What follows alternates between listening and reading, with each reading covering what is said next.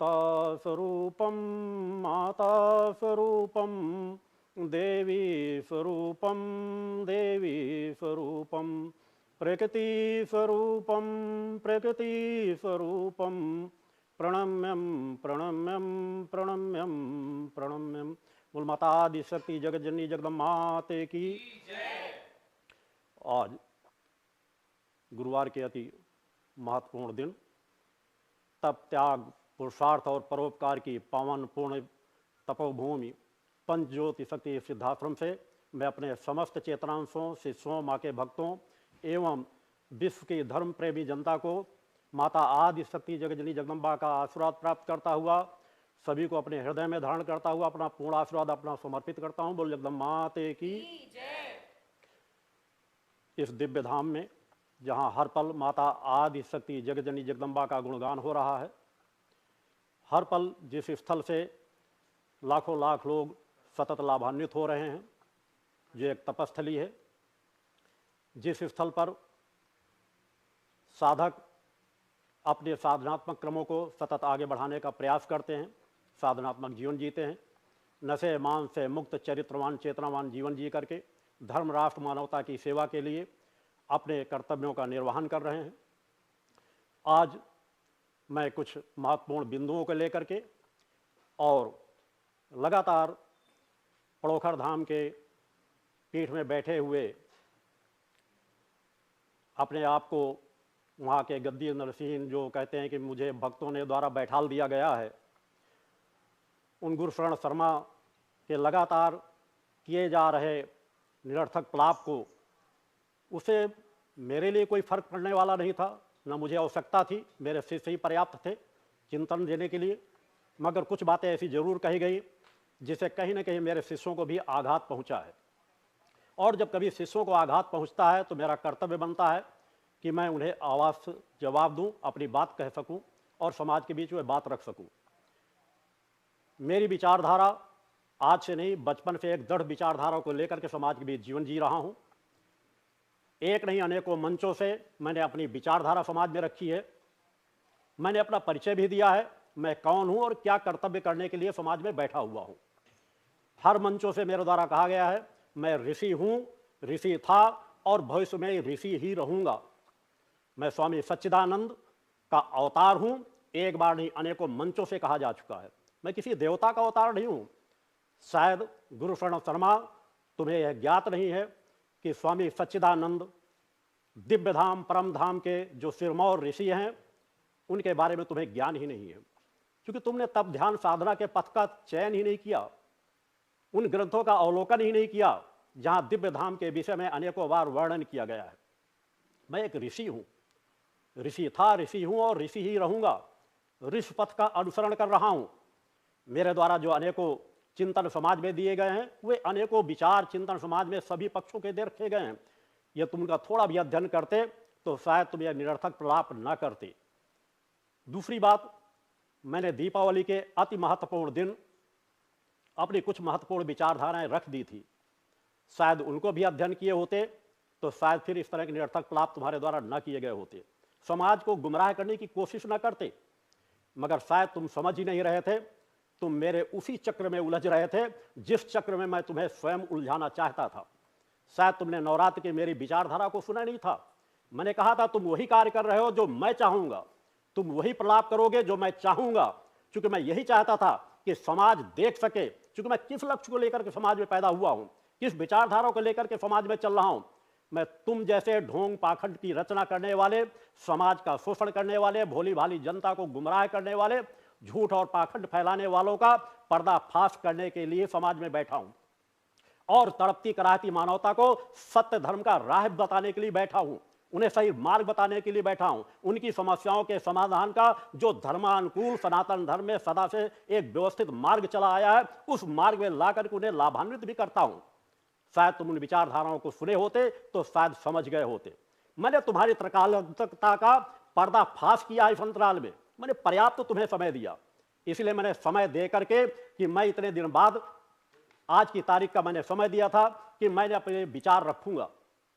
मैंने तुम्हें पूरा समय दिया, कि तुम अपनी त्रिकालज्ञता का परिचय समाज को दो, और तुम उसी चक्र में उलझते चले गए कि आज इस बात को समाज अच्छी तरह समझ गया है कि तुम्हारे पास त्रिकालज्ञता नाम की एक 0% भी कोई क्षमता नहीं है। तुम्हारे पास कोई भी ऐसी क्षमता नहीं, तुम्हारे पास एक भूत की भी सिद्धि नहीं है। निरर्थक चिल्लाना, बंदरों की तरह मंच में बार बार उछलते रहना, इधर उधर झूमते रहना, लोगों को गुमराह करते रहना, इससे सनातन धर्म की रक्षा नहीं होगी। तुम सनातन धर्म के लिए क्या कर रहे हो? तुम तो स्वयं एक बिकाऊ व्यक्ति हो। तुम स्वयं कह चुके हो कि मैं पैसे के लिए सब कुछ करता हूं। जब पैसे के लिए सब कुछ कर रहे हो तो समाज को तुम दे क्या रहे हो? मैं तुम्हारे लिए आज कुछ महत्वपूर्ण चुनौती भी रखूंगा सामने, उसको ध्यान से सुन लेना। मगर तुम्हारी विडंबना है कि तुमको सुनाई भी कम देता है, समझदारी की भी कमी है। तुमसे ज्यादा समझदार तो तुम्हारे बगल में बैठे जो तुम्हारे दरबारी होते हैं, जिनसे तुमको बार बार पूछना पड़ता है। अगर ना हो तो मेरे नवरात्र के चिंतन विचार देने के बाद से अब तक की कैसेटों को उठा करके देख लेना। जो तुम मंचों से बोलते रहे हो, तुम्हें छोटी छोटी बात को बगल से लेकर के पूछना पड़ता है। तुमको तो निमंत्रण तक का भी ज्ञान नहीं है, कैसे सनातनी धर्म का रक्षा करने वाले हो? इतने साल की उम्र लेकर के तुम्हें इस बात का ज्ञान नहीं कि निमंत्रण किसे कहते हैं और चुनौती किसे कहते हैं। इससे ज्यादा तो भक्तों को ज्ञान है, जो तुम्हारे मुख के सामने बता देते हैं, और तुमको मंच में ही गलती स्वीकार करना पड़ता है। अच्छी बात है, गलती को स्वीकार कर लेना बहुत अच्छी बात है, मगर काश अगर कुछ और गलतियों को स्वीकार कर लिए होते तो शायद तुम्हें जिस तरह समाज का सामना करना पड़ेगा वह सामना न करना पड़ता। तुम मेरी चिंता मत करो, मेरी परवाह मत करो। मैं मान अपमान से परे होकर के जीवन की यात्रा तय करता हूं। अपमानित होकर के भी समाज के सामने अगर तुम जैसे लोगों का पर्दाफाश कर सका, तड़पती कराहती मानवता को बचा सका, तो ये मेरे साथ जीवन की सबसे बड़ी सफलता होगी। मैंने रास्ता यही चयन किया है, मार्ग मैंने चयन किया है। मैं जानता हूं तुम जैसे एक से एक लोग दिग्गज बैठे हैं, जो अपने आप को धनवान के नाम से दिग्गज बनाए बैठे हैं। साधनात्मक चीजें कोई चीज नहीं है। मैंने तुम जैसे सैकड़ों लोगों को चुनौती दी है, सैकड़ों लोगों का पर्दाफाश करने की आवाज उठाई है। तुम मेरी क्या चुनौती इसका सामना करोगे? तुमने इतने दिनों की स्थिति को भी मैं आज आह्वान करना चाहता हूं। सभी धर्मों के धर्म प्रमुखों का, बड़े बड़े मठ जितने हैं उनके धर्म प्रमुखों का, सभी अखाड़ा परिषदों के प्रमुखों का आह्वान करना चाहता हूं कि एक बार इस विचारधारा को सुने, समझे। समाज के बीच की जो मेरे द्वारा आवाज उठाई गई किसी गर्व और घमंड से नहीं उठाई गई।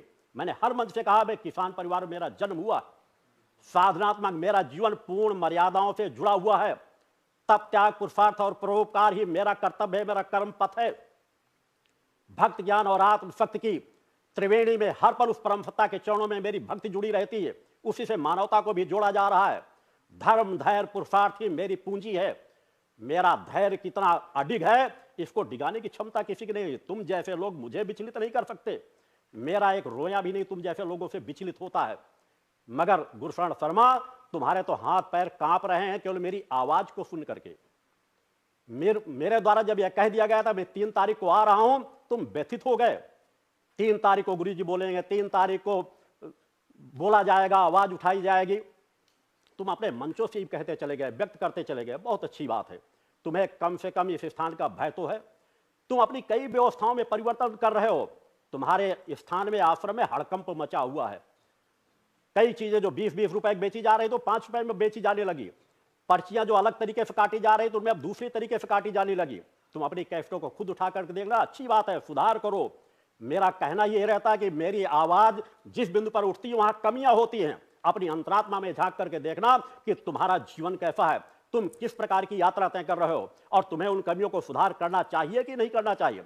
अगर तुम्हारे अंतरात्मा में थोड़ी भी इंसानियत जीवित होती तो उन कमियों को सुधारते और तुम प्रेम से आवाज उठाते कि हां, अगर ऐसा कोई सम्मेलन होना है तो मैं भी चाहता हूं कि ऐसा सम्मेलन हो। मैंने विश्व अध्यात्म जगत को साधनात्मक तब्बल की चुनौती के देखने की नहीं दी, मैंने सम्मान दी है कि आज जिस तरह समाज में शोषण किया जा रहा, धर्म के नाम पर लूटा जा रहा, ठगा जा रहा है, कोई अपने कुछ कह रहा है, कोई अपने कुछ कह रहा है, पूरे देश में इससे नास्तिकता पैदा हो रही है। लोग जब ठग हार करके घर में जाकर बैठते हैं तो उनके अंदर नास्तिकता का भाव आता है, धर्म में अनास्था पैदा हो जाती है, सनातन धर्म में अनास्था पैदा हो जाती है। एक नहीं सैकड़ों लोग तुम्हारे आश्रम से आए हुए व्यथित रो रो करके अपनी वेदनाएं बता रहे हैं कि किस तरह उनको व्यथित किया जा रहा है, किस तरह उनको परेशान किया जा रहा है। आज अगर इसमें आवाज नहीं उठाई जाए तो कब आवाज उठाई जाएगी? तुम्हें खुली छूट दे दी जाए, तुम कह रहे हो मैं पैसा ले रहा हूं, बड़ा सा आश्रम बनवा रहा हूं, इसके लिए आश्रम बनवाने के नियम होते हैं, समाज से आह्वान होता है, समाज भरपूर सहयोग करता है जब जहां जैसी जरूरत पड़ती है। मेरे द्वारा भी आश्रम का निर्माण कराया जा रहा है। अपने शिष्यों के सामने बात रखता हूं। जब भी निर्माण करना होता है, शिष्यों की सामर्थ्य के अनुसार जिसकी सामर्थ्य होती है वह सहयोग करता है। मगर यहां गरीबों को अगर मदद मिलती है, जो सामर्थ्यवान शिष्य स्वेच्छा से, किसी प्रकार का कोई शुल्क नहीं, किसी प्रकार का यहां कोई चंदा नहीं, मेरे मिलने का, मेरी दीक्षा का, यहां पर रहने का, यहां पर भोजन का, किसी भी प्रकार की यहां गरीबों के लिए निःशुल्क वस्त्र वितरण किया जाता है। जरूरतमंदों को, गरीबों को आर्थिक मदद से लेकर के अन्य मददें पहुंचाई जा रही हैं, निःशुल्क धर्मशालाएं बनवाई जा रही हैं। नाना प्रकार की स्थितियां जो तुम्हारी विचारधारा से कोसों दूर है। इसलिए मैंने कहा तुम मेरी और विचारधारा के बिल्कुल विपरीत खड़े हो, धर्म के विपरीत खड़े हो, सनातन धर्म के विपरीत खड़े हो। इस तरह के बड़े बड़े आश्रम बनवाए जा सकते हैं, मगर उनमें कभी भी देवी देवताओं का स्थान वास नहीं होता। तुमने नाना प्रकार के पाप किए। एक सीमाएं होती हैं सुनने की भी, एक सीमाएं होती हैं बर्दाश्त करने की भी। तुम मुझे कुछ भी कहते रहते, मैं इसकी परवाह नहीं करता। तुम में 10 गालियां मुझे देते रहते, समाज के बीच अपनी बात कहते रहते, मैं सम्मान के साथ तुम्हारी बात सुनता रहता और सम्मान के साथ तुम्हें जवाब भी मिलता रहता। मेरे द्वारा तुम्हें कितने अपशब्दों का उपयोग किया गया है, उठा करके देख लेना। नवरात्र के बाद से लेकर के तुमने कितनी गालियां दी हैं, कितने अपशब्दों का उपयोग किया है। कह रहे हो बजरंगबली की कृपा है तुम पर। कल्पना भी नहीं की जा सकती कि बजरंगबली जैसे देव की कृपा तुम जैसे लोग प्राप्त कर सकते हो, जो महिलाओं के लिए भी अभद्र शब्दों का उपयोग करें, नारी का जिसके अंदर सम्मान न हो, उन स्थानों पर बैठ करके इतनी निकृष्ट घटिया स्तर की बात करो जो कोई कल्पना भी साधक नहीं कर सकता। और वो भी निरर्थक हो, निराधार हो, जिनका कोई आधार न हो। तुम्हें क्या ज्ञात होगा तब त्याग, पुरुषार्थ और परोपकार होता क्या है। तुमने उस मार्ग का चयन ही नहीं किया। तुम्हें लोगों ने गद्दी पे बैठा दिया, बैठ गए और लोगों को भ्रमजाल फैलाना शुरू कर दिया। भगवान बजरंगबली तुम्हारे गुलाम हैं कि जब तक तुम दरबार लगा करके बैठोगे तब तक तुम्हारे कान में बगल में बैठे रहेंगे, बताते रहेंगे। उनको बताना होगा तो दूसरे को भी बता सकते हैं। तुमसे ज्यादा पात्र सामर्थ्यवान लोग समाज में मौजूद हैं, वो तुम्हारे गुलाम नहीं है कि तुम्हारी मदद करते हैं। तुम जो कह दोगे अच्छा हो गया तो अपनी वाहवाही, हाँ मैं ऐसा करता हूं। रावण ने भी इतने अहंकार पूरी बातें नहीं कही होंगी। नवरात्र के बाद से उठा करके देख ले, मैं ये कर सकता हूं, मैं जान ले सकता हूं, मैं इसको भस्म कर सकता हूं, मैं ऐसा कर लूंगा। अनेकों लोग यहां मेरे चरण जूतों की पालिश करती हैं। रिद्धियां सिद्धियां, रिद्धियां सिद्धियां क्या होती है जीवन के अंतिम सांस तक नहीं समझ पाओगे। गुरुशरण शर्मा, याद रखना मेरे वाक्यों को। तुम जिस तरह का जीवन जीते हो, जिस तरह का छल प्रपंच का जीवन जीते हो, समाज मानवता माफ नहीं करेगी। और मैंने आह्वान किया है समाज का कि आओ एक बार आवाज उठाओ, खुले मन मस्तिष्क से, अपने विवेक को खोल करके। मैं गलत हूं तो मेरे खिलाफ आवाज उठाओ। अगर तुम जैसे पड़ोखर महाराज, तुम जैसे लोग, प्रेमा साईं जैसे लोग, और यहां पर बागेश्वर धाम में बैठे हुए लोग जो झाड़ फूंक के नाम पे फूंक मारते हैं, झुनझुना बजाते हैं, एक भी भूत किसी को सिद्ध नहीं है। कुछ चीजें जिन चीजों के माध्यम में तुम लोग कार्य कर रहे हो, अच्छी बात है। समाज को कथा सुनाओ, कार्य करो, राम नाम का जाप करो, मुझे कोई आपत्ति नहीं है।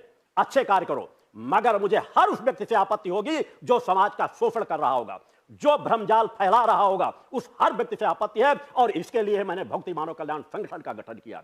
और हर बात को प्रारंभ भक्ति मानव कल्याण संगठन करता है और अंत भी भक्ति मानव कल्याण संगठन ही करता है। इस बात को हमेशा ध्यान रखना। तुमने अनेकों ऑफर भेजी संतराल में कि मैं मौन हो जाऊं, शांत हो जाऊं, तो आप कुछ नहीं करोगे, कुछ नहीं बोलोगे। तुम्हें नहीं, तुम्हारे खानदान को चुनौती देता हूं।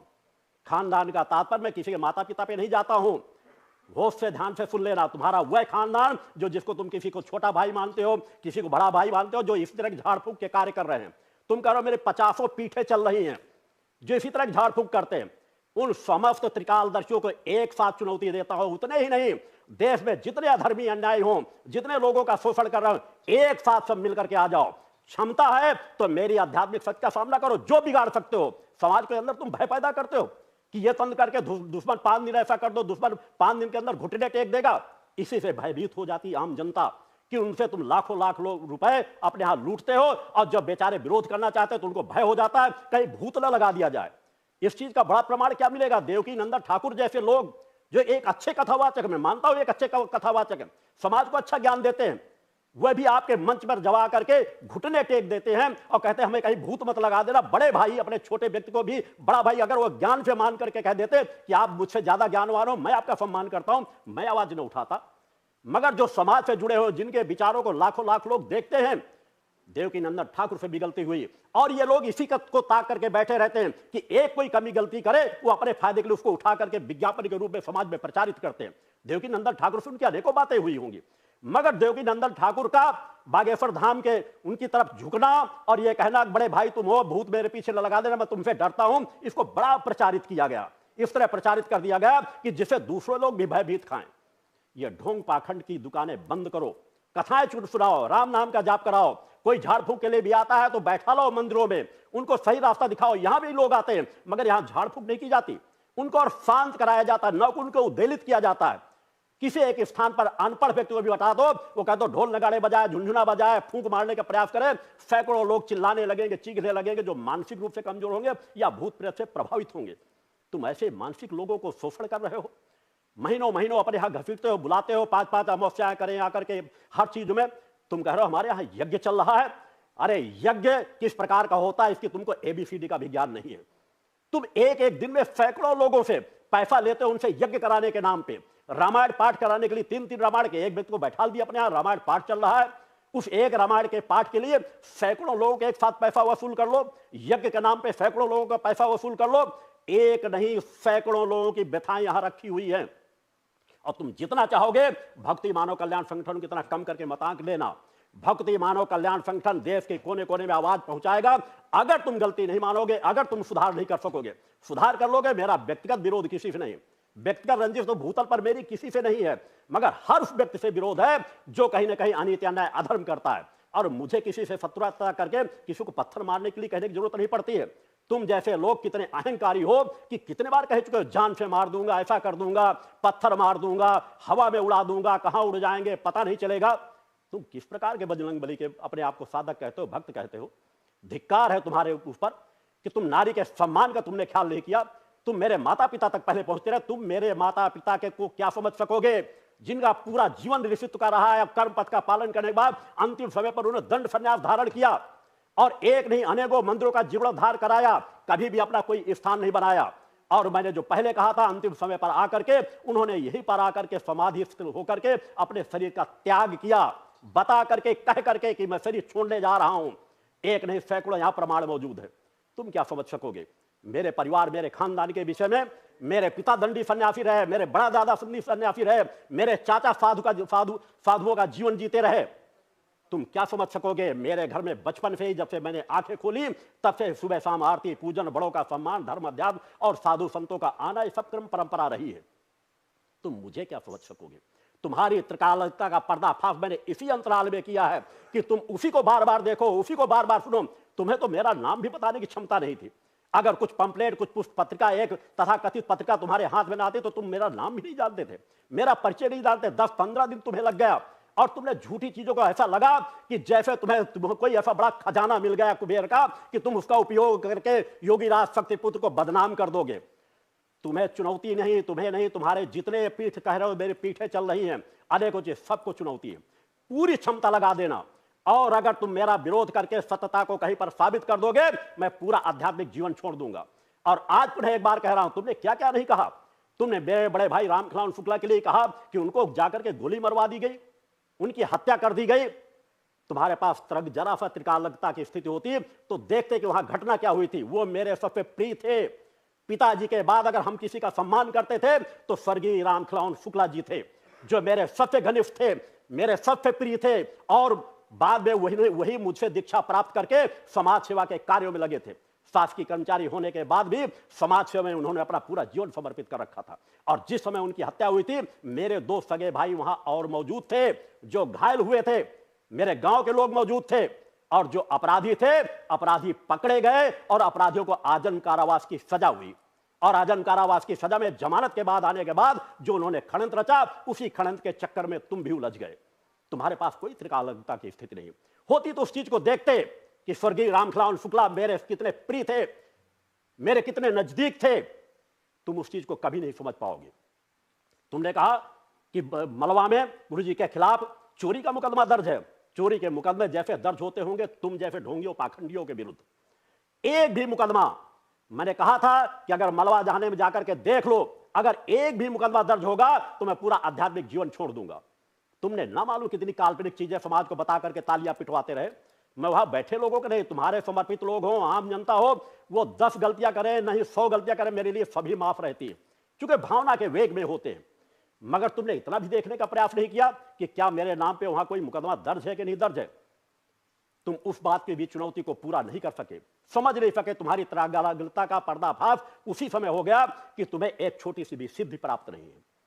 तुमने कहा व्यवहारी थाना में मुकदमे दर्ज है, सर के बल खड़े हो जाओ, जांच करा लेना चाहिए, जानकारी लेना चाहिए। मेरे खिलाफ कोई भी एफआईआर दर्ज नहीं है। एक मुकदमा फतेह शहडोल में जो दर्ज हुआ था, परिवार के लोगों के खिलाफ फर्जी दर्ज कराया गया था, जिसमें मेरे द्वारा कभी उस व्यक्ति को एक उंगली तक नहीं टच की गई थी, मेरा भी नाम डाल दिया गया था और उसको भी न्यायालय ने बाइज्जत बरी किया है। तुम्हें जानकारी होनी चाहिए, अगर ऐसा त्रिकालज्ञता होती तो इस चीज को एहसास कर लेते। और उसके विषय में मेरे भक्त कोई अनजान नहीं है। उन भक्तों के एक बार नहीं अनेकों मंचों से मेरे द्वारा बताया जा चुका है। इस बार की नवरात्र के शिविर में भी मेरे द्वारा मंच से इस घटना का उल्लेख किया गया था। मैं किसी को अंधकार में नहीं रखता, इसीलिए मेरे शिष्य समर्पित है। मेरे जैसे शिष्य तुम जैसे लोग सैकड़ों जन्म लेकर के भी प्राप्त नहीं कर सकोगे। उनकी निष्ठा, विश्वास, समर्पण को, चूंकि मेरा रिश्ता हृदय से जुड़ता है उनके साथ, मैं हृदय में उनको धारण करता हूं, आत्मीयता से उनको धारण करता हूं, सद्ज्ञान उनको देता हूं, उनका विवेक खोलता हूं, उनकी चेतना को जागृत करता हूं, उनकी असमर्थ असहायता को दूर करता हूं, उन्हें चेतनावान बनाता हूं, धर्म, राष्ट्र, मानवता की सेवा के लिए, पुरुषार्थ और परोपकार के लिए प्रेरित करता हूं। तुमने अभी मेरे शिष्यों और शिष्याओं की चेतना को तो देखा नहीं है। पंडोखर महाराज, त्रिकालज्ञ अपने आप को कहते हो, गुरुशरण शर्मा, अगर तुम मेरे शिष्यों शिष्याओं के सामने आ जाओगे तो उनकी एक हुंकार में तुम्हारा क्या क्या गीला हो जाएगा तुमको पता भी नहीं चलेगा। अच्छे अच्छों का हाजमा बिगड़ जाता है उनकी एक हुंकार से। मैं तुम्हें चुनौती देता हूं, याद रखना, तुम्हें ही नहीं, तुमने इस तरह और कई बातें कही कि आश्रम में पेड़ में लटकी हुई लाश पाई गई, गुरुजी के आश्रम से नरकांकाल निकले। ये सब बातें याद रखना। तुम्हें इन्हें सब बातों के लिए चुनौती देता हूं। समाज को तुम जितना गुमराह कर सके गुमराह कर लिया। अरे यह है पावन पवित्र भूमि है जो लोगों को चेतना प्रदान करती है। एक भी प्रमाण साबित कर देना कि मेरे किसी आश्रम में पेड़ से लटकी हुई कोई लाश पाई गई है तो मैं तुम्हारे सामने उस गलती को स्वीकार कर लूंगा। अरे इतना तो विवेक होना चाहिए तुम जैसे लोगों को कि कहीं ना कहीं अगर एक भी ऐसी घटना होती तो क्या एफआईआर दर्ज न होती। पुलिस बेवकूफ है, प्रशासन बेवकूफ है। जहां आवाज धर्म अध्यात्म के खिलाफ तो न मालूम कितनी आवाजें उठती रहती हैं। और मेरे द्वारा जो अभियान चलाया जा रहा है इसमें माफिया, शराब माफिया, तुम जैसे लोग जो इस तरह की स्थितियों को लोगों का शोषण करते हैं, मैं तो खुला युद्ध छेड़े हुए पिछले 30 वर्षों से। मेरे विरुद्ध तो पूरा समाज है, वह समाज जो जिस तरह की गलतियां करता है, मगर मेरे साथ जुड़ा हुआ है हर वह आध्यात्मिक समाज, मेरी वह विचारधारा के साथ हर वह समाज जुड़ा हुआ है जो सच्चाई, ईमानदारी के रास्ते में, मेहनत, परिश्रम, पुरुषार्थ के रास्ते में चलता है। वह सभी इस पथ पर जुड़े हुए हैं। तुमने इतनी नीचता की चरम सीमाएं लांघ दी। तुमने इतनी अपवित्र बात उस पवित्र धाम में बजरंगबली के भक्त होकर के कहते हो कि मैंने अपनी बहन से एक बेटी पैदा कर ली। धिक्कार है तुम्हारे। अरे मेरी बहनों का जीवन गंगा जल के तरह पवित्र जीवन है। शत्रु भी कभी भी उन पर आवाज इस तरह की नहीं उठा सकते, उनकी पवित्रता पर, उनकी निश्चलता पर। और तुमने मेरी बहन को अगर देखा होता, आज उनकी उम्र 90 वर्ष के आसपास होने वाली है। तुम उन्हें क्या समझोगे? उनका बचपन से आध्यात्मिक जीवन, एक छोटी बहन थी जिनका एक बेटा था, सपरिवार संपन्नता से रह रहे हैं। बीमारी में कुछ शादी के कुछ समय बाद ही उनकी वहीं पर भी दिवंगत हो गई थी। वहां पर जाकर के जलौन में जाके पता कर लेना। और बड़ी बहन तो तेरे सर के पास ही बैठी हुई है। जिस जिले में तू बैठा हुआ है उसी जिले में बहन बचपन से लेकर के आता, शादी के बाद से लेकर के, और तेरे जैसे उनके बेटे और बेटियां हैं। इतनी नीचतापूर्ण अपने आप को बजरंगबली का भक्त कहता है।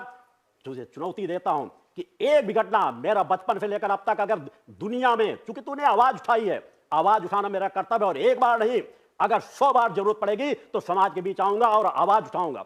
बचपन से लेकर आज तक का जीवन समाज के बीच रहा है। बचपन से लेकर आज तक की यात्रा मैंने समाज के बीच की है। मेरे आध्यात्मिक जीवन में एक भी कहीं से ढूंढ करके लाकर खड़ा कर देना कि मेरा किसी भी नारी के साथ गलत अवैध संबंध है। बचपन से लेकर के एक यात्रा समाज के बीच रही है। शादी के बाद एक सीमित दायरे में मेरा गृहस्थ का जीवन उस रूप में रहा जहां संतानों की उत्पत्ति के लिए रहा हो। पिछले 25 वर्षों से तो मैं सपत्नीक पूर्ण ब्रह्मचर्य व्रत का पालन करता हूं। तुम तब त्याग, पुरुषार्थ और परोपकार को क्या समझ सकोगे? मेरा तो अधिकांश जीवन ही ब्रह्मचर्य व्रत में और एकांत की साधनाओं में गुजरा है, समाज के बीच कार्य करते हुए गुजरा है। तुम जैसे लोग इसको क्या समझ पाओगे? मेरी बेटियों पर आवाज उठाने की कोशिश करते हो। मेरी बेटियां वह चेतनावान बेटियां हैं जिनको तुम कभी भी उनके कहीं तलवे को भी स्पर्श करने की पात्रता नहीं रखते। मेरी वह बेटियां आज समाज के लाखों लाखों लोगों का मार्गदर्शन कर रही हैं। पूजा संध्या ज्योति अगर जानना चाहते तो तुम अब तक उनके बारे में जान चुके होते, उनको जान लेते तो शायद तुम ये आवाज न उठाते। और याद रखना, अगर कभी भी भविष्य में कोई भी निगेटिव इस तरह की आवाज तुमने उन बेटियों के खिलाफ उठाया तो उन बेटियों की अगर एक आवाज उठेगी तो तुम्हें भागने का भी रास्ता नहीं मिलेगा। चुनौती होगी वो यहां नहीं, तुम्हें आकर के, तुम्हें उसी धाम में आकर के, तुम्हें वहीं पर आकर के तुम्हारा पर्दाफाश किया जाएगा। कैसे त्रिकालज्ञ हो? मेरी यात्रा समाज के सामने है, बचपन से आज तक की यात्रा समाज के सामने है। निर्भीकता निडरता का जीवन जीता हूं और बच्चों को भी निर्भीकता निडरता का जीवन जिलाता हूं। मेरे बच्चे, मेरी बच्चियां पूरे मानवता कल्याण के लिए जिन्होंने अपने जीवन को समर्पित किया है। तुम्हारा जीवन किस प्रकार का है वो मुझे ज्ञात है।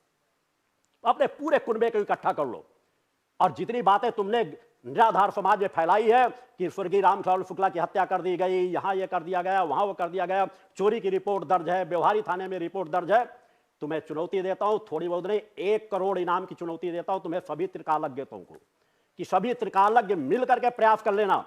अगर कहीं पर भी मेरे खिलाफ मुकदमा दर्ज हो, इसको प्रमाणित कर दोगे तो मैं पूरा आध्यात्मिक जीवन छोड़ दूंगा। झूठा और पाखंड फैलाने की कोशिश मत करो। चंद लोगों को खड़ा करा के, 2-4 लोगों को, एक किसी कानपुर के व्यक्ति को खड़ा करा करके ये कहलाने का प्रयास किए कि इन्हें इस तरह कर दिया गया, इनको मारने की धमकी आ रही है। मेरे द्वारा इन चीजों पे कभी कदम सोचा भी नहीं जाता। मरने मारने की कदम तुम लोग उठाते हो। उस व्यक्ति को संगठन द्वारा जो जानकारी मिली आज से 10-11 वर्ष पहले ही केवल झाड़ फूंक तंत्र के कार्य करने के वजह से निष्कासित किया गया था, जिस पर हम आवाज उठाते हैं। हमारी निगाह हमेशा रहती कि हमारे संगठन का कोई व्यक्ति झाड़ फूंक तंत्र की कोशिश भी कर रहा हो तो उसे हम तुरंत संगठन से बाहर का दरवाजा दिखाते हैं। हम ऐसे लोग, हमारा संगठन सच्चाई ईमानदारी के लिए कार्य करता है, किसी को भ्रम जाल नहीं फैलाया जाता। सच्चाई ईमानदारी से कार्य करते हैं, स्वयं तप त्याग पुरुषार्थ और परोपकार का जीवन जीते हैं और दूसरों को भी तप त्याग पुरुषार्थ और परोपकार का जीवन जिलाने का मार्ग सिखाते हैं। नास्तिकों को भी आस्तिक बनाते हैं।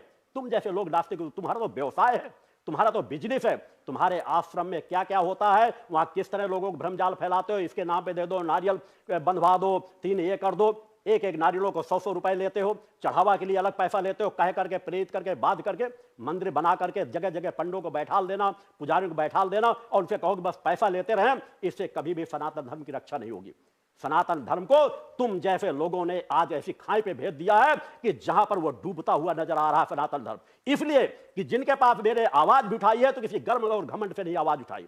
आवाज इसलिए उठाई है कि कहीं न कहीं उन सनातन धर्मियों को, जिनके पास सामर्थ्य है, जो बड़े बड़े मठों बैठे हैं, जिनके पास तप त्याग पुरुषार्थ और परोपकार की क्षमता है, उसे निखर करके सामने आना चाहिए, आवाज उठाना चाहिए धर्म रक्षा के लिए, राष्ट्र रक्षा के लिए, मानवता की रक्षा के लिए। और जो ढोंग पाखंड फैला हुआ है इसको कहीं न कहीं जड़ से समाप्त करने के लिए कार्य करना चाहिए। सनातन धर्म में आज जातीयता, छुआछूत के नाम पे पूरे समाज को खंड खंड करते चले जा रहे हो। कोई अछूत हो हमें छुए ना। कैसे ब्राह्मण हो? ब्राह्मण वह होता है जिसको सबको अपने हृदय में धारण कर लेता है। उनका पैसा तुम्हें प्रिय लगता है, उन्हें दान दे दे तो उठा करके अपनी जेब में रख लोगे। उनके छुए हुए पैसे तुम्हें बुरे नहीं लगते, मगर उनका छू लेना तुम्हें बुरा लगता है। उनकी दक्षिणा में वो कुछ भी दे दे, वह सब कुछ तुम्हें स्वीकार है, सब कुछ प्रिय है, मगर वह एक अछूत है। वह इसलिए कि उनके साथ तुम हीन भावना रखते हो। समाज को खंड खंड करके रख दिया है। कोई आवाज नहीं उठाना चाहता। हमारे सम्मानित शंकराचार्य भी आवाज नहीं उठाना चाहते। बड़े बड़े मठों में बैठे हुए मठ के प्रमुख आवाज नहीं उठाना चाहते, इसलिए कि तुम जैसे लोगों से गालियां कौन सुनेगा, अपमानित कौन होगा। कि आवाज उठाई जाएगी तो सैकड़ों गालियों का सामना करना पड़ेगा। मैं इसकी परवाह नहीं करता। मैं जानता हूं मैंने जिस पद का चयन किया है, जहां एक तरफ मेरा तप त्याग पुरुषार्थ परोपकार का कार्य है, जहां एकांत साधनाओं के लक्ष्य है, वहीं पर अनीति अन्याय अधर्म के खिलाफ भी मुखर होकर के आवाज उठाता हूं। मेरी आवाज को बंद करने की तुम जैसे लोगों की ताकत नहीं है। हां, चुनौती देता हूं, तुम्हें 11 दिन का समय देता हूं। कर सको, प्रमाणित कर सको तो 1 करोड़ रुपए का इनाम दूंगा। अपने आप को लगा लो, तुमसे जुड़ा हुआ जो मीडिया है उसको लगा लो, तुमसे जुड़े हुए लघुए भगवे जितने जुम कह रहे हो हमारे पीठ चल रहे हैं, सब त्रिकालज्ञ हैं, उन सबको एक साथ इकट्ठा कर लो और तलाश करके प्रमाण करके लेकर के आ जाओ कि रामखलावन शुक्ला की हत्या मैंने की थी। मलवा थाने में मेरे खिलाफ चोरी का मुकदमा दर्ज है या व्यवहारी में कोई ऐसा मुकदमा दर्ज है, कोई भी FIR दर्ज होगी उसकी कॉपी ला करके दिखा देना। मैंने कहा उसी दिन से मैं समाज का त्याग कर दूंगा, समाज में आध्यात्मिक जीवन नहीं जीऊंगा। गलत अफवाहें पैदा करने की कोशिश मत करो। अपने आप को त्रिकालज्ञ करते हो, बड़ी तुमको वैभव मिल गया था, पवन देव ने तुम्हारी मदद कर दी, ईश देव ने मदद कर ली, बजरंगबली ने मदद कर दी। बजरंगबली तुम्हारे गुलाम नहीं है। अरे उन्हीं पवन देव ने, बजरंगबली ने तो तुम्हारे गले में फंदा डाल दिया है कि तुमने जो कुछ कह दिया है उसकी तुम भरपाई नहीं कर सकोगे। 11 दिन के अंदर समय देता हूं, 11 दिन के अंदर माफी मांग लो, गलती मान लो जो तुमने मेरी बहन के लिए अपशब्दों का उपयोग किया है। अन्यथा 11 दिन के बाद मैं निश्चित है सामान्य बातों पर कभी इस बात नहीं कहता 11 दिन के बाद तुम्हारे खिलाफ निश्चित है कोर्ट में अवमानना का जो भी तुमने कुछ किया है, मानहानि का दावा भी दायर होगा और आपराधिक मुकदमा भी दायर होगा। फिर मुझे मत कहना, अपराध करोगे आवाज उठाई जाएगी।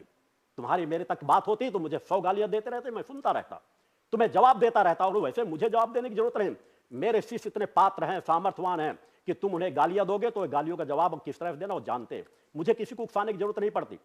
तुम मेरे शिष्यों कहते हो कि जैसा गुरु होगा वैसे शिष्य होंगे। मेरे द्वारा तो कभी गालियां नहीं दी गई, मेरे द्वारा तो शिष्यों को गालियां नहीं दी जाती। हाँ, मेरी चेतनात्मक आवाज जरूर होती है, निर्भीक निडर आवाज जरूर होती है, सत्य की आवाज जरूर होती है। उसे दुनिया की कोई ताकत नहीं रोक पाएगी। उस सत्य की आवाज उठती रही और उठती रहेगी। मेरे सभी शिष्य मर्यादित हैं, मर्यादाओं में जीवन जीते हैं। जिसके 20 लाख के लगभग शिष्य हों दीक्षा प्राप्त, 1 लाख से अधिक जीवनदारी शिष्य हों, आज तक कोई नहीं कह सकता कहीं भी किसी सांप्रदायिकता में, कहीं पर भी किसी तोड़फोड़ में मेरे संगठन के सदस्य सम्मिलित रहे। व्यक्तिगत क्षेत्रों में किसी छोटे मोटे विवाद हुए हों, वो अपने उनके विवाद हो सकते हैं। सैकड़ों फर्जी एप्लीकेशन बना बना करके आवाज उठाकर मुझे बदनाम कर पाओगे? असत्य का सहारा लेकर के तो यह समाज निर्णय करेगा या वो धर्म प्रमुख निर्णय करें कि कालनेमी कौन है? यह निर्णय समाज करेगा। अन्यथा मेरा संगठन शांत नहीं बैठेगा, मुखर होकर के आवाज उठाएगा। तुम्हें 10-11 दिन का मौका देता हूं। जिन राष्ट्रीय चैनलों में जाकर के तुमने निरर्थक प्रलाप किया है, गलत जानकारी दी है, जो प्रकाशित हुआ था, किसी समय कुछ लोगों ने प्रयास किया था इसी आश्रम को बदनाम करने के लिए, उनके खिलाफ कानूनी प्रक्रिया कोर्ट में चल रही है। उस कानूनी प्रक्रिया में वो खुद चक्कर काट रहे हैं और तुम्हें भी चक्कर काटना हो तो मुखर होकर आवाज उठाओ। मेरे शिष्य इस तरह के तुम लोगों की काल में, चूंकि मेरे शिष्य मेरे हृदय में वास करते हैं, मेरे शिष्य मेरे बारे में पग पग की जानकारी रखते हैं। मेरे जीवन का कोई भी पक्ष खुला नहीं, खुला जीवन जीता हूं। उत्तर प्रदेश में मेरा जन्म हुआ है, खुला खेल फर्रुखाबादी खेलता हूं, इतना ध्यान रखना। अखाड़े के बीच में खड़ा होकर के आवाज उठाता हूं, किसी से छिप करके नहीं, किसी के कंधे में बंदूक रख करके नहीं। उत्तर प्रदेश के फतेहपुर जिले में मेरा जन्म हुआ है, भद्रवास ग्राम में मेरा जन्म हुआ है। 19-20 तारीख को भदवा में रहूंगा, आना हो तो देख लेना कि भदवा के लोग किस तरह मुझे स्नेह देते हैं, किस तरह मुझे प्रेम देते हैं। वहां पर भी मैंने एक धर्मशाला निःशुल्क बनवा रखी है। तुम तो अपने आश्रम के अंदर लोगों से किराया लेते हो रहने का, शेड में भी कोई रहते हैं उनसे भी किराया वसूल करते हो। वहां पर भी मैंने निःशुल्क धर्मशाला बना रखी है। आश्रम में मेरे तो यहां कोई किसी प्रकार का शुल्क है ही नहीं। जिस तरह का तुम जीवन जीते हो, मेरे जीवन तुम्हारे जीवन में आकाश पाताल का अंतर है। कौन क्या है इसका समाज निर्णय करेगा। तुम लोग क्या कर रहे हो, किस प्रकार का जीवन जी रहे हो। आज तुम्ही जैसे लोगों ने अनास्था समाज में पैदा कर दी है, लोगों के अंदर डर पैदा कर देना, मर जाओगे, ये हो जाएगा, तुम्हें काला जिन्न लगा है, तुम्हें बुरा जिन्न लगा है, किसी ने तुम्हें चौकी बैठा रखी है। इसी भ्रमजाल में लोगों को उलझाते रहो तो बेचारा डर जाता है। आम व्यक्ति करेगा तो क्या ना करेगा। हर बात में लिख देना कि ऐसा नहीं होगा तो मैं गद्दी छोड़ दूंगा, ऐसा नहीं होगा तो गद्दी। इस तरह के सैकड़ों प्रमाण रखे। अगर अपनी बात के पक्के हो तो गद्दी छोड़ करके दिखाओ। मेरे द्वारा जितनी बातें रखी गई हैं, विश्व अध्यात्म जगत को जिस चीज की चुनौती रखी गई, उस कई मंचों से कह चुका हूं, पहले भी कह चुका हूं, बार बार उसे करने की जरूरत नहीं है। अगर तुमने कहा है कि उसके बारे में विस्तार से बता दूंगा, पहले भी बता चुका हूं, विस्तार से उसके बारे में बता दूंगा। मेरा जो उसको समझो पहले कि मेरे चिंतन क्या है, मेरी विचारधारा क्या है, मैंने किस लिए साधनात्मक तब्बल की चुनौती दी है। और जिस साधनात्मक तब्बल की चुनौती दी है उसके आसपास भी तुम नहीं फटकते हो। तुम्हारे अंदर वो पात्रता ही नहीं। तुमने कहा मैं ऐसी लकीर खींच दूंगा, कोई उसको क्राफ्ट नहीं किया जा सकता। मैं तुम्हारे धाम में अपने शिष्य भेज दूंगा, जो लकीर खींच रहा हो खींच दो। जिस शिष्य को कहोगे वो शिष्य सामने खड़ा होकर के तुम्हारी जैसे खींची हुई लकीरों को 100 बार पार कर जाएगा। ढोंग फाकड़ मत फैलाओ। एक भूत सिद्ध नहीं है और बजरंगबली कृपा कर रहे हैं। बजरंगबली तुम्हारे सर में हमेशा खड़े रहते हैं, बार बार वो तुमको बताते रहते हैं क्या करना है क्या नहीं करना। और तुम जैसे लोगों जो नारी का सम्मान भी ना कर सके, नारी का सम्मान भी ना रख सके, ब्रह्मचर्य क्या होता है, चेतनात्मक क्या क्या होती है, त्याग तप त्याग पुरुषार्थ क्या होता है, जिसे स्वामी सच्चिदानंद के बारे में न मालूम हो, इसी से समझ में आ जाता है कि तुम्हारे अंदर की अंतरात्मा की गहराई क्या है, मेरा व्यक्तिगत जीवन क्या है। मैंने समाज के सभी वर्गों को एक साथ लेकर के चला हूं, कोई जातिता नहीं, कोई छुआछूत नहीं, चूंकि मैं ब्राह्मणत्व का जीवन जीता हूं। ब्राह्मण वह है जो सबको अपना सके। कभी ये भेदभाव समाज में नहीं रखा गया है। जातिता छुआछूत टुकड़े टुकड़ों में बांट दिया गया। अनेकों बार इन बिंदुओं पर मेरे द्वारा आवाज उठाई जा चुकी है। अगर जरा सा सचेत होते तो ये गलतियां न कर रहे होते। तुमने कितनी गलतियां की हैं तुमको एहसास ही नहीं है। तुम्हारे पास पात्रता नाम की एक भी चीज नहीं गुरुशरण शर्मा। तुम ढोंग और फैखंड फैलाना बंद कर दो। तुम्हें मैं एक नहीं अनेकों मौका, अगर मुझसे पूछना चाहते हो समझौते की बात, तो मैंने कहा कि मैं कमरे में बैठकर समझौता नहीं करता हूं, खुले मंच से आकर के कह रहा हूं सुधार कर लो। जो गलतियां कर रहे हो मुझे कोई आपत्ति नहीं है। वाणी पे अपने लगाम दे दोगे मुझे कोई आपत्ति नहीं है। वाणी खुला रखो, मैं चाहता हूं तुम खुल करके बोलो, गलत बोलोगे जवाब मिलेगा, सही बोलोगे तो तुम हमेशा यहां के प्रति नतमस्तक होगे। क्योंकि सत्यता की आवाज अगर बोलने की तुम्हारे अंदर क्षमता होगी, यहां के बारे में कुछ भी देख सकोगे, तो मेरी यात्रा खुली है। इस यात्रा में आने वाले यह वह स्थान है जहां साधु संत सन्यासी साधक भी आकर के साधनात्मक ग्रम का मुझसे मार्गदर्शन प्राप्त करते हैं। भेजना है तो किसी शिष्य को भेज करके कुछ समय अपने यहां रोक, मगर शिष्य नाम की चीज तुम्हारे पास है क्या? तुम तो व्यवसायिक क्रम से रिश्ते से लोगों को जुड़े हुए हो, कुछ लोगों को पैसा देकर के वहां पर रोके हुए हो जो व्यवस्था को देखते हैं। तुमने किसी को शिष्यत्व के क्रम से रिश्ते से किस प्रकार जोड़ पाओगे जब हर क्रम तुम्हारा पैसे के रिश्ते से जुड़ा है? पैसे के रिश्ते के लिए कार्यक्रम मंचों से बड़ी ढिठाई से कहते हो, बड़ी बेशर्मी से इस चीज को कहते हो, और अपने आप को मैं ये कर दूंगा, मैं वो कर दूंगा, 1 मिनट के अंदर ऐसा कर दूंगा, उसे नष्ट कर दूंगा, उसे ऐसा स्थिति कर दूंगा। जरा अपनी बातों के एक बार नहीं 10 बार बैठ के सोचना। और तुम्हारे जो सलाहकार है वो भी तुमको सलाह देते होंगे कि इस तरह की भाषा बोलना बंद कर दो, मगर तुम कभी मानोगे नहीं। मैं जानता हूं कि तुम जैसे ढीठ लोग होते हैं, तुम जैसे लोगों को जिस तरह कहा जाता है ना कि अगर के एक हिंसक पशु के किसी जीव का खून लग जाता है डाढ़ में तो बार बार हिंसा करने जाता है, उसी तरह तुम पैसे के लालच में इतने मदमस्त हो चुके हो कि तुम्हें बस लोगों को किस तरह बेवकूफ बनाकर लोगों से पैसा लूटा जाता रहे। तुम पैसे को लूटे मगर फिर भी कहीं ना कहीं लगाम लगनी प्रारंभ हो चुकी है। लोग आने धीरे धीरे करके कम हो रहे हैं। कहीं ना कहीं वो बार बार यहां सैकड़ों लोगों के फोन आते हैं कि हम वहां जा रहे थे मगर हम वहां अब नहीं जाएंगे। तुम अपने आश्रम में कई चीजों में सुधार करना शुरू कर दिए हो, और सुधार करो, ज्यादा सुधार कर लोगे। अनेकों ऐसी संस्थाएं थी जहां आवाज उठाई जाती थी, उन्होंने सुधार किया, मैंने उसे स्वागत किया जो सुधार किया गया, मगर कम से कम घटिया स्तर की वाणी छोड़ दो। घटिया कौन है यह तुम्हें निर्णय करना है कि तुमने अपने मंच से अपने कितने अपशब्दों का उपयोग तुमने किया है। शिष्यों के लिए भी तुमने गालियां दी। वो शिष्य जो जनसेवा समाज सेवा के कार्य में लगे हैं, केवल सत्य की बात को उठा रहे हैं, उन शिष्यों को भी तुमने ना मालूम कितने अपशब्दों का उपयोग किया। शिष्यों को भी जान से मार देने की, उड़ा देने की तुमने धमकी दी। निर्भीक निडर अगर कोई पत्रकार छोटी सी बात उठाते हैं उनके लिए भी तुम धमकी देते हो। इसलिए मैं आज आह्वान करने के लिए आया हूं सभी मीडिया को, सभी को, कि एक मंच का जो आवाज उठी है उसमें कौन सही है कौन गलत है, मुखर होकर के आवाज उठाओ, मुझे कोई आपत्ति नहीं है। एक विचारधारा की आवाज उठाओ, मुझे कोई आपत्ति नहीं है, मगर वह सत्य पर आधारित होना चाहिए। एक बार नहीं 10 बार मेरे आश्रम में आओ, सुरक्षा मिलेगी, यहां व्यवस्था मिलेगी, यहां पर किसी को भय खाने की जरूरत नहीं। सत्यता की जानकारी लो। अगर कहीं मेरे जीवन में कोई भी आपराधिक एक कार्य भी ऐसा आपको नजर आ जाए तो मुझे मेरे मुंह में आके बता देना, मैं सुनने के लिए तैयार रहता हूं। मैं वैसा नहीं जीवन जीता। मेरे हृदय की कोमलता को तुम जैसे लोग क्या एहसास कर पाएंगे, जिन्होंने अपने हृदय को इतना कठोर बना रखा हो कि बस हृदय की सभी चीजों को बेच रहे हो। और कठोरता की मैंने कहा कल्पना भी नहीं कर पाओगे कि तुम जैसे लोग मेरे मन मस्तिष्क की विचारधारा को अंश मात्र भी परिवर्तित नहीं कर सकते। उठाओ गुरुशरण शर्मा, जितनी आवाज उठा सकते हो। मैं चाहता हूं चीखो, चिल्लाओ, इसके अलावा तुम्हारे पास कोई रास्ता नहीं बचेगा। जितना चीख सको चिल्लाओ, जितना अपने कुंबे को इकट्ठा कर सको इकट्ठा कर सको। मैं सभी को एक साथ चुनौती देता हूं कि तुम जितने भूत प्रेत तंत्र मंत्र तुम्हें सिद्ध हो उन सब का प्रयोग करके देख लो। अगर तुम मुझे बर्बाद कर सकते हो बर्बाद करके दिखाओ। तुम तो कहते हो 5 दिन के अंदर दुश्मन घुटने टेकेगा, ये ऐसा करेगा। प्रेमा साईं जैसे लोग हैं जो छड़ी के माध्यम से कहते हैं कि हम 1 मिनट के अंदर खून उनका बदल देते हैं, उनका डीएनए बदल देते हैं, उनको लेकर के बड़े बड़े जिन्नों को, पूरे प्रेतात्माओं को हम 1 सेकंड के अंदर भस्म कर देते हैं। सैकड़ों उनके भूत प्रेत जिन्न उनकी सेवा में लगे हुए हैं। तुम जैसे एक नहीं अनेकों लोग, मैंने सभी को चुनौती दी है। सैकड़ों लोग हैं जितने ऐसा तंत्र मंत्र करे, सही मार्ग से कोई पूजा पाठ तंत्र मंत्र भी कर रहा है, मुझे कोई आपत्ति नहीं है। मेरा एक जीवन है। तुमने कहा वो पहले तांत्रिक थे, अब ये कह रहे, मैंने कहा प्रारंभ से मेरा साधनात्मक जीवन रहा है। कोई मुझे किसी रूप से जानता है, कोई किसी रूप से जानता है। शहडोल में जब मैं था, जब भी वहां कम से कम 1 दर्जन तांत्रिक मुझसे टकराए थे जो बड़े बड़े मुंड डाले रहते थे। चुनौती उन्होंने दी थी, उनकी चुनौती को मैंने वहां स्वीकार किया था और उनको घुटने टेकने पर बाध्य कर दिया था। तब से अनेकों लोग मुझे जानते थे कि ये तो तांत्रिकों के भी तांत्रिक है। मैं प्रारंभ से मां की आराधना कर रहा हूं। तुमने कहा कि वहां पर गए थे श्रीमाली जी के यहां, तुम्हें क्या ज्ञात है ये कैसे त्रिकालज्ञ हो? ब्रजपाल चौहान जिससे तुम भी परिचित हो गए होगे पिछले 1 सप्ताह से, लगातार यहां से चिंतन जा रहे हैं। उनका श्रीमाली जी का सबसे घनिष्ठ शिष्य था, नजदीकी शिष्य था, घरेलू शिष्य था। उनसे जुड़ा हुआ बच्चा बच्चा उनको जानता है। मैं जब वहां गया था तो वहां पर भी मैंने अपने 2.5 पेज का प्रपत्र लेकर के गया था और 2.5 पेज के प्रपत्र में उनको मैंने पूरी जानकारी दी। जब मैं गया था, मैं अपने यज्ञों का, अपनी व्यक्तिगत साधनाओं की, अनेकों साधनाओं को पूर्ण करके समाज कल्याण का अपने जीवन को संकल्प कर चुका था।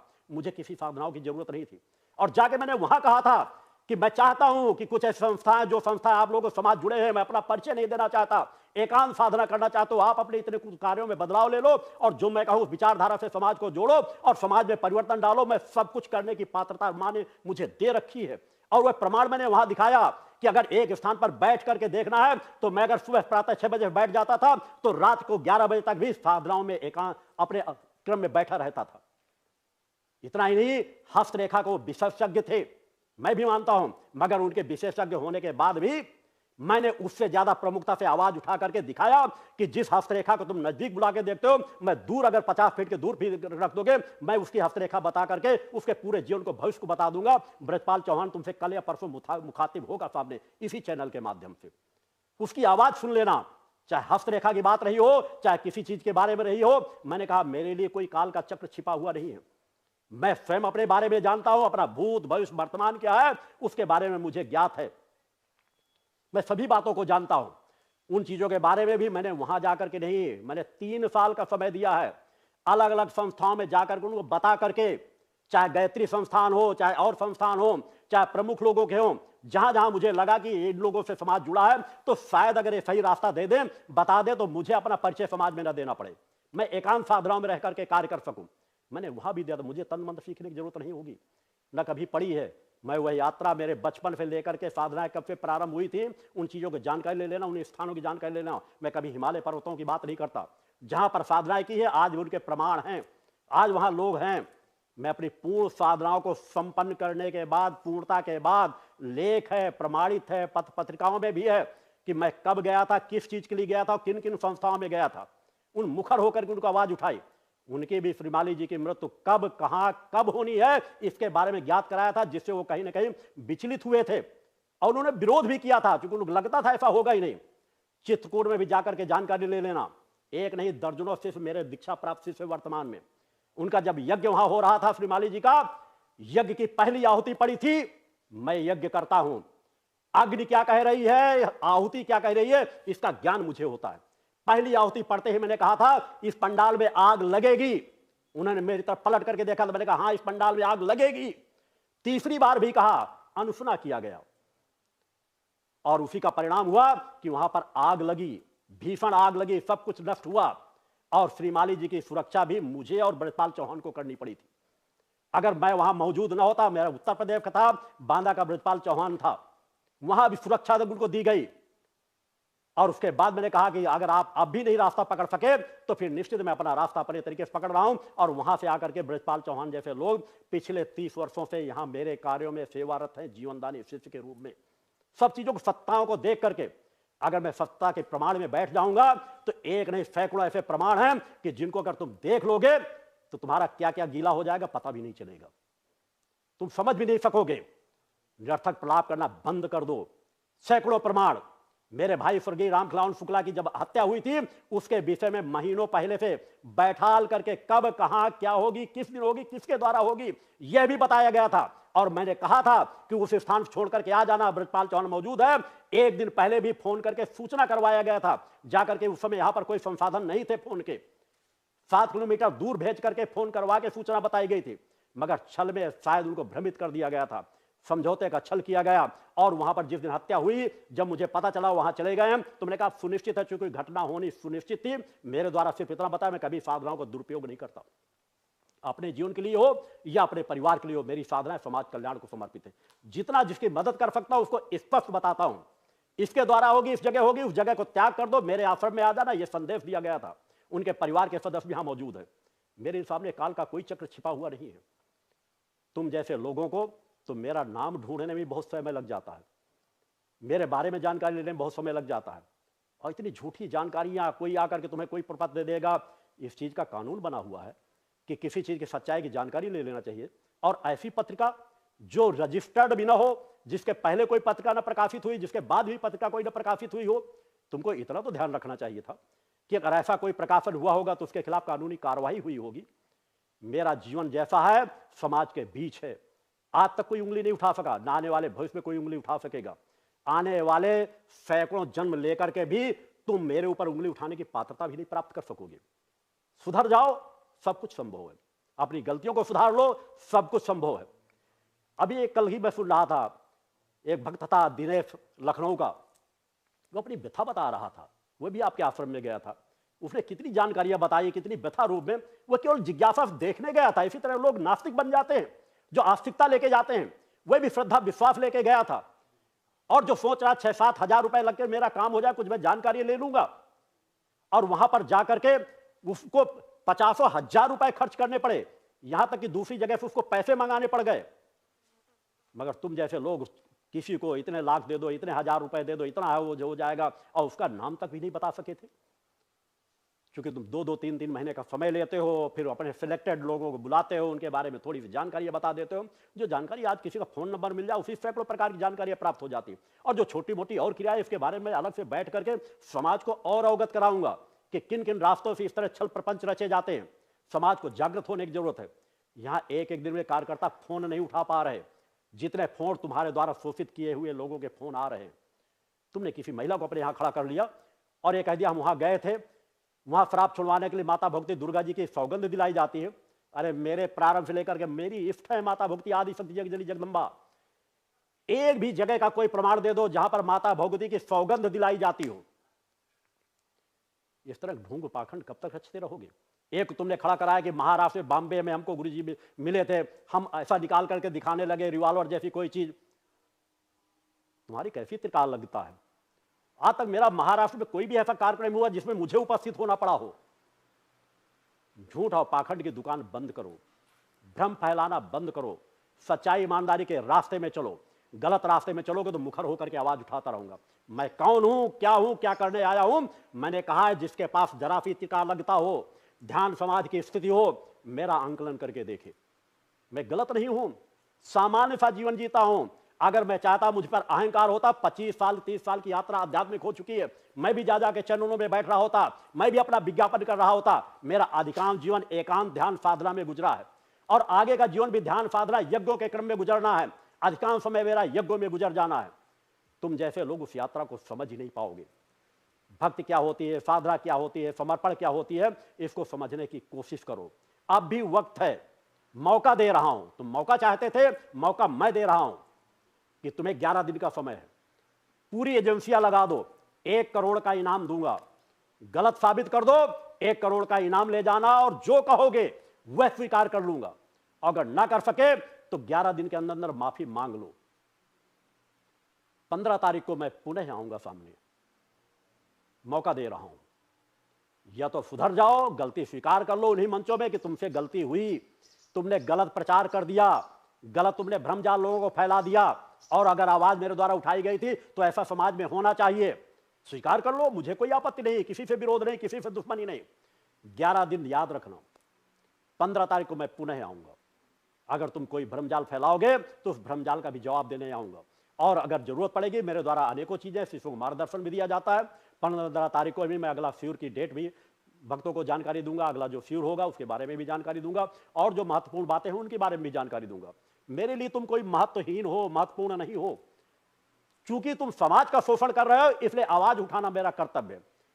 तुम जैसे और लोग अपने आप इकट्ठा कर लो, और लोगों की इकट्ठा कर लो। मैं तो इसलिए समय दे रहा था कि शायद अनेकों तुम कह रहे थे ये मठ वाले आ रहे हैं, ऐसे आ रहे हैं, ऐसा होगा। तुमने सोचा जैसे पूरा माहौल बन जाएगा। अरे माहौल तुम्हारे विरुद्ध बन चुका है। तुम्हारे विरुद्ध संतों की आवाजें उठने लगी हैं कि हाँ, ये जो इस तरह क्षण प्रवंच किया जाता है, देवी देवता किसी के गुलाम नहीं है। जो अनेकों लोग प्रेमा साई जैसे लोग कहते हैं कि मातंगी माता आए, इधर से जाप करे, इधर पूजा करे, इसका ये नष्ट कर दे, इसको ऐसा कर दे, रीढ़ बेताल बैठा हुआ है, मस्तक पर जिन्न बैठा हुआ है, इसको निकाल फेंके, इसको जला के भस्म कर दे। अरे धूड़, तो जला करके यदि भस्म कर देते हो तो फिर उनको क्यों प्रभावित बार बार होना पड़ता है? क्यों बार बार उन अमावस्याओं में बुलाते हो? अगर एक बार तुमने उनको भस्म कर दिया अपने हवन में, तो फिर अनेकों अमावस्याओं में किस लिए बुलाना पड़ता है? और ज्यों के त्यों उसी तरह प्रभावित रहते हैं। 10-5% लोगों को अगर किसी प्रकार का लाभ मिलता है तो उनकी अपनी भावना से मिलता है, उनकी अपनी चेतना से, उनके घर में अपने पूजा पाठ से मिलता है, धार्मिक स्थानों पे दर्शन मिलता है। मैं दुनिया के किसी धार्मिक स्थान का मैंने आज तक विरोध नहीं किया। जहां सच्चाई ईमानदारी से झाड़ फूंक भी किया जाता है, उनका मैंने विरोध नहीं किया, और न विरोध करता हूं। मेरे शिष्यों के लिए रहता, सभी धार्मिक स्थानों में जाओ, कभी मेरे द्वारा मना नहीं किया जाता। मगर हर भेषधारी को किसको नमन करना, किसको नहीं करना, इसके लिए मैंने उनको विवेक दिया है, उनके अंदर मैंने जागृत पैदा की है। आज जनों को जगह पर जो बड़े बड़े संत, बड़े बड़े लोगों का मार्गदर्शन कर लेते हैं, छोटी मोटी समस्याओं में आने पे आत्महत्या कर लेते हैं, अनेकों आवाज मेरी द्वारा उठाई गई है, समाज का शोषण किया जा रहा है। कहां सनातन धर्म है? कहां तुम जैसे ब्राह्मण बैठे हो? अरे ब्राह्मणों के नाम पे कलंक हो तुम जैसे लोग, कलंक हो, और यही रास्ता तय करते रहोगे तो आने वाला समय तुम्हें जवाब जरूर देगा। ब्राह्मण क्या होता है, ब्राह्मणत्व तो क्या होता है, इसको और समझने का प्रयास करो। समझोगे अच्छी बात है। मेरी बातें अगर तुम्हारी समझ में आ जाए, अगर तुम सुन सको, ना हो तो तुम्हारे दरबारी समझा देंगे शुद्ध हिंदी में। क्योंकि कई बार तुम्हें लगता है जैसे तरह तुम बातें किया करते हो, जैसे थोड़ा सा सुनाई देने में भी तुमको प्रॉब्लम है। तुम अपने आप को जवान कहते हो।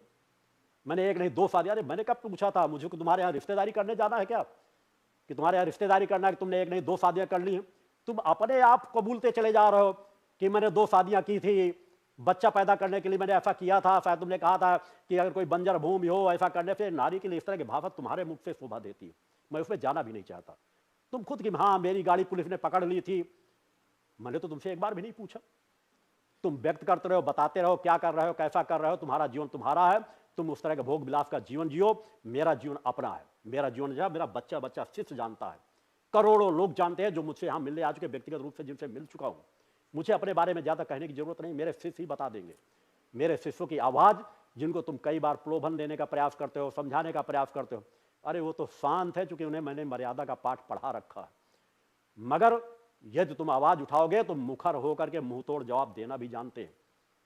हम मारपीट नहीं करते, हमारी चेतना में ही इतनी ताकत है, हमारी हुंकार में ही इतनी ताकत है, हमारे अंदर धर्म राष्ट्र मानवता की सेवा के अंदर के लिए हमारे अंदर तप त्याग पुरुषार्थ और जो परोपकार की क्षमता है, उस आवाज से भी अधर्मी अन्यायी कांप उठते हैं, अपना रास्ता बदल देते हैं। मैं उस तरह के साधक तैयार कर रहा हूं, तुम जैसे लोग नहीं कि जहां अगर एक व्यक्ति सही व्यक्ति खड़ा हो और वहां 10 बेईमान निकल के आ रहे हो, 10 शराबी निकल के आ रहे हो, वो शांत बैठ जाता है। बेईमान भ्रष्टाचारी सीना तान करके निकलते हैं और एक ईमानदार व्यक्ति सर झुका के बैठता है। मैं उस तरह चेतनावान से तैयार करता हूं कि अगर 10 धूर्त निकल रहे हो तो वो सर झुका के निकले कि हाँ ये व्यक्ति खड़ा है, अगर हम कुछ करेंगे तो ये व्यक्ति आवाज उठाएगा।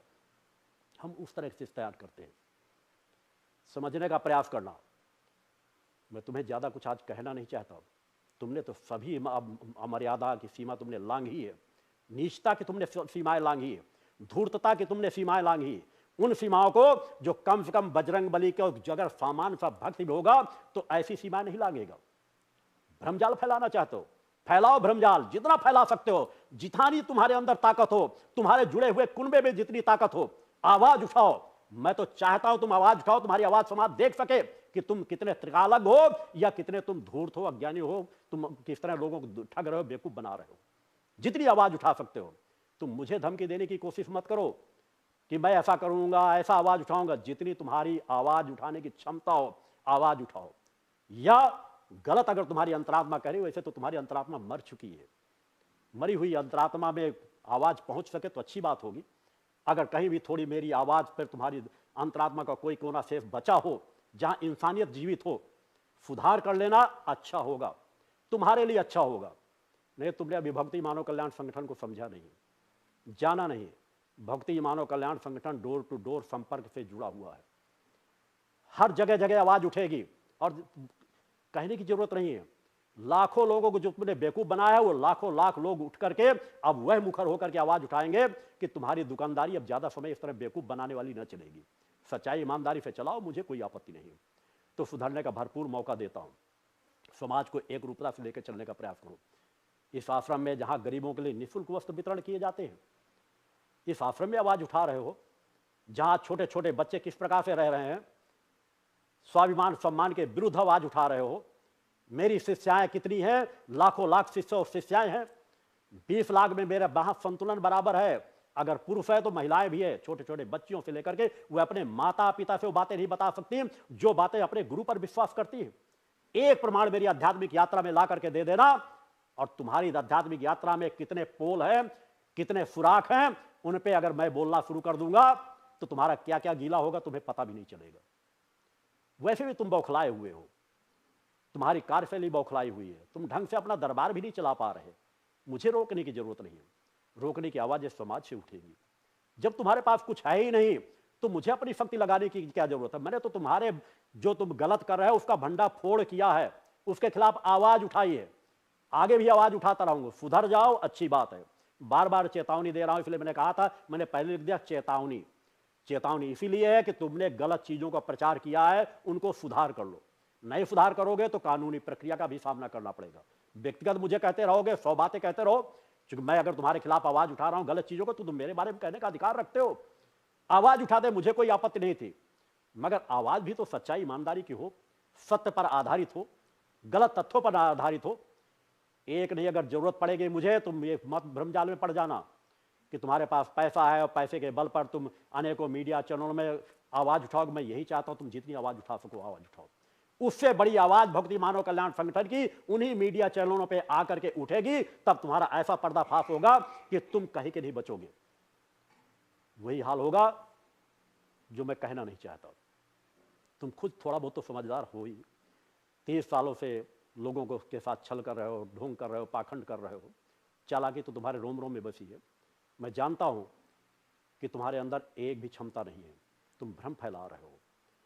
कोई भी भूत सिद्ध नहीं है, कोई चौकीदारी नहीं भूत प्रेत तुम्हारे कर रहे हैं। और मैं समाज के लोगों का आह्वान करता हूं, भय त्याग दो, निर्भय बन करके रहो। जिस तरह मेरे 20 लाख शिष्य निर्भय बन करके जीवन जीते हैं, किसी तांत्रिक मांत्रिक से नहीं डरते। माता भक्ति आदि शक्ति जननी जगदम्बा जिसकी रक्षक हो, कोई तांत्रिक मांत्रिक उनका एक भी अहित नहीं कर सकता।